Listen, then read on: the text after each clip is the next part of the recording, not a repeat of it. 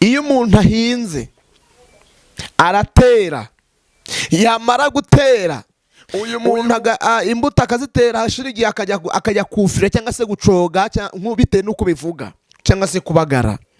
Yamaze kubagara kandi mbibutse mbere yuko ahinga, iyo ari guhinga ashyiramo n'agafumbire. Tugeze mu gihe tunadobe fola sidomenome fola donemo chatoze monestance. Tugeze mu gihe cy'uko hagiye kubaho ibintu byinshi bitandukanye, ibyorozo bitandukanye, ibibazo bitandukanye, inzara mu rwego rukomeye. Ariko Imana yafata impamba y'umuntu usigaye ku rugamba agaheza umuntu uvuye ku rugamba, kirazira.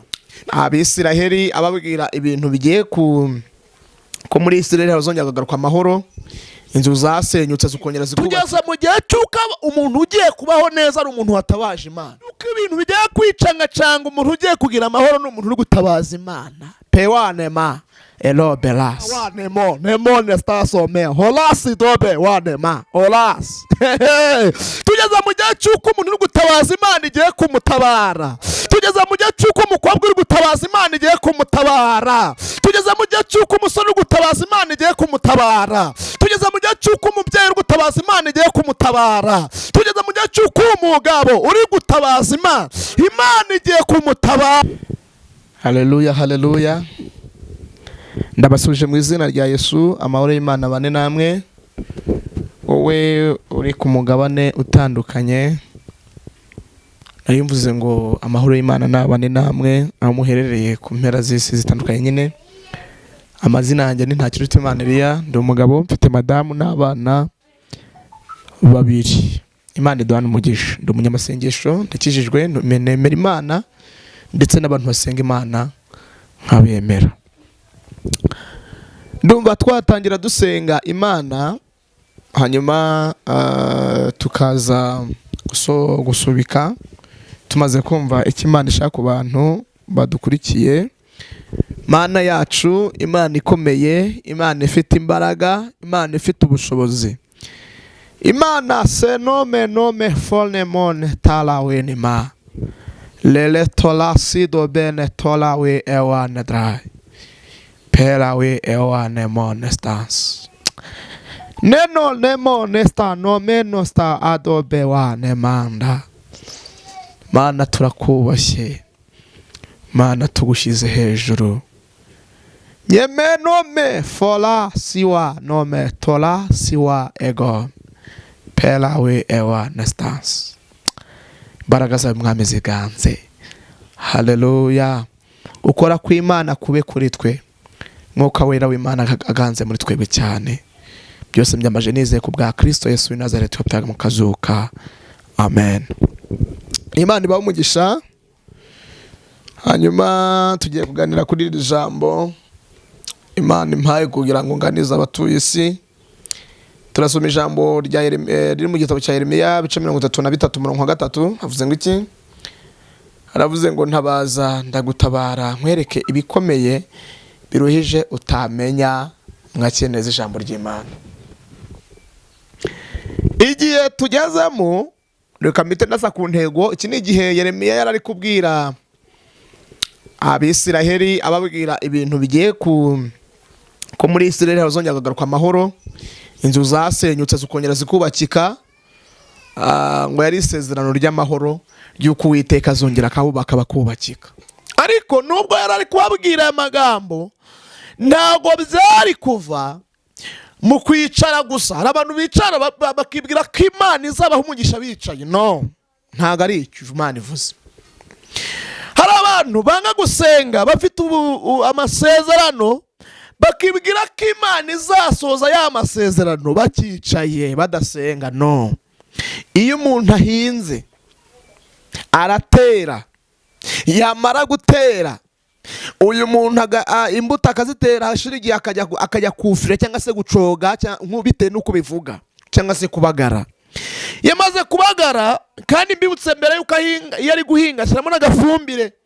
Ariko wowe Imana iraguha amasezerano, ndeka dafate nko guhinga, urahinze urangije urica, none ko intabire uyisize nta kirimo. Bibiliya iratubwiye ngo ntabaza ndagutabara nkwereke ibikomeye biruhije utamenya kandi utakwibwira. Tugeze mu gihe cy'uko umuntu ugiye kubaho neza ari umuntu watabaje Imana. Tugeze mu gihe cy'uko umuntu ugiye kubona ko Imana ari umuntu uri kwitabaza ukicaye ahiri akiri kumukeka. Tugeze mu gihe cy'uko ibintu bigiye kwicangacanga, umuntu ugiye kugira amahoro n'umuntu uri gutabaza Imana. Pewanema elobelas. Tugeze mu gihe turedobe fola sidomenome fola donemo chatoze monestas. Tugeze mu gihe cy'uko hagiye kubaho ibintu byinshi bitandukanye, ibyorozo bitandukanye, ibibazo bitandukanye, inzara mu rwego rukomeye, ariko umuntu ugiye gutabaza Imana iramutabara kandi mwereke ibikomeye biruhije atamenya kandi atakwibwira. Ngo nyine ngo urabona ngo ibyanjye Imana irabizi iki? Biravuga mu gitabo niba ntibeshye cya Yesaya ibice 60, niba ntibeshye ibice 60, ni Yesaya 62:6 havuze ngo iki? Haravuze ngo yewe Yerusalemu, kize abarinzi ku nkike zawe, ntibazaceceke ku manywa na nijoro. Yemwe abibutsa Uwiteka, ntimugatuze kandi ntimugahweme, kugeza ubwo azakomeza Yerusalemu akahindura ishimwe mu isi yose. Amen. Bivuze ngo niba Imana yaravuganye nawe, niba Imana hari icyo yakubwiye, biravuze ngo ntutuze kandi ntuhweme kugeza ubwo Yerusalemu hazahinduka amashimwe. None wowe uracyakodesha, uracecekanye iki? Uracyari gushakisha upfundikanya, uracyari umuzunguzayi, uracecetse ngo urabona nyine ucecekanye iki? Ntacyo ucecekanye, ahubwo biravuze ngo nabaza ndagutabara. Ntabaza Imana ashaka abantu bayitabaza ikabatabara. Ntago Imana iri gupfa kuguha abantu gusa gutyo gusa, ntago igiye guha abantu ibyayo gutyo gusa batayitabaje. No, biravuze ngo mutaransa mbaze ibyo muri bunsabe nka mbere yuko mubinsaba, ariko bisaba kuza gufata iby'Imana yaguhaye. Mu yandi magambo, ntago Imana yakora, Imana niba umuntu utamuhemba atakoze, urumva Imana yafata ibyaye ikabizaya gutyo? No, ntago yabyaye. Zabaza ntago Imana yafata ibyayo ngo ibyaye. Nkuko Yesu ngo haje umugore yari mupfakazi afite umwana urwaye, amaze kuza aramubwira ngo mwami nkiriza umwana.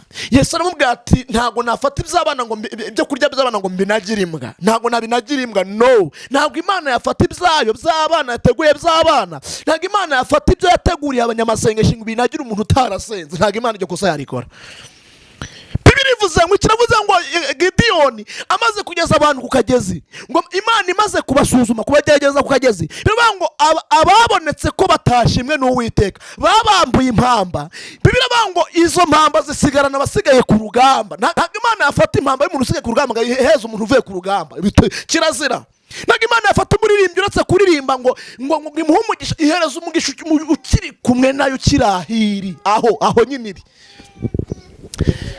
Bibiliya yatubwiye ngo yemwe abibutsa Uwiteka, Bibiliya yatubwiye ngo abibutsa Uwiteka kandi ntimugamuturize mpaka Yerusalemu hahindutse amashimwe. Bibiliya yatubwira ngo nuko ngo ntabaza ndagutabara. Tugeze mu gihe cy'uko Imana igiye gutabara abantu bakwitabara, ariko bari kwitabaza, ariko umuntu utari kwitabaza, umuntu agiye kubaga yifasha, agiye kwimama yipape, kuko nyine Imana igiye gutabara umuntu wese uri kwitabaza. None reka mbabaze, nyakunda kubaza abantu iki kibazo. Ko Bibiliya ivuga neza ko Bibiliya avuga nuko umugabo witwa Baritimayo yari yicaye yumva inkuru za Yesu, ngo arabaza ngo ninde utambuka ko numva urusaku rwije. Baramubwira ngo ni Yesu Kristo w'i Nazareti. Ngo Baritimayo arataka, kandi Bibiliya yisubye neza uza gusanga hari Baritimayo yatatse Yesu yari amaze gutambuka yahise kare.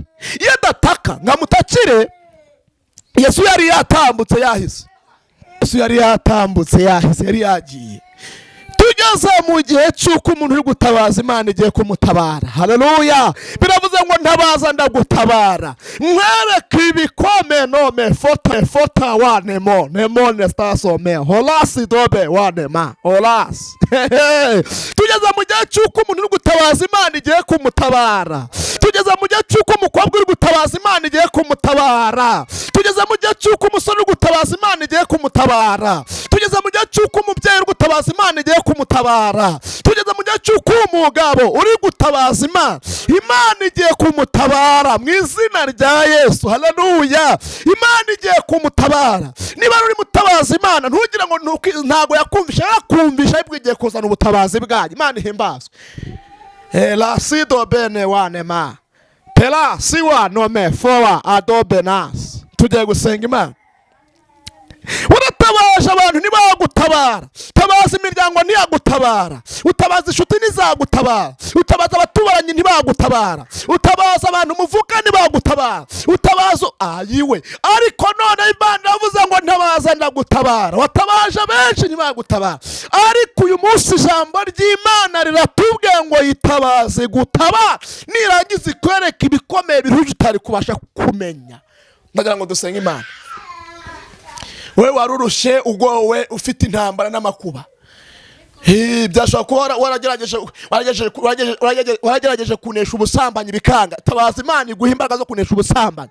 Byashobora kuba waragerageje kureka inzoga bikanga. Tabaza Imana iguha imbaraga zinesha kunywa inzoga. Byashobora kuba amafaranga yawe n'ibyo byarashire mu bapfumu bikanga. Ubwo burwayi bwawe bikanga. Umugabo wawe kuba agucima bikanga. Ubwo rugo rwawe rugahoramo intonganya. Tabaza Imana izigutabare, igukureho uwo muruho wari ufite mu izina rya Yesu. Tugiye gusenga Imana. Tugiye gusenga Imana. Ntimye kubana ngo zamabwe ngo yitabaze, igutabare. Imana yacu, Imana ikomeye, Imana ifite imbaraga. Mana seno metota winista adome tola sido benestance. Mana se umwami wacu Yesu Kristo. Ino meno siwa ado meno siwa ndo metopita do benosta ano men wini mone stai. Nari mvuze ngo gira abantu neza bari badukurikiranye. Imbaraga sibagareho. Nyemera ukangura bari basinziriye. Kuko nibutse ko Abisiraheli ubwo bari mu buretwa mu Egiputa baragutabaje urabatabara. Wakura mu Egiputa mu buretwa. Umuntu wagutabaje uramutabara. Yagutabaje uri umushomeri uramutabara kumuha akazi. Yagutabaje arwaye uramukiza ukamuha ubuzima.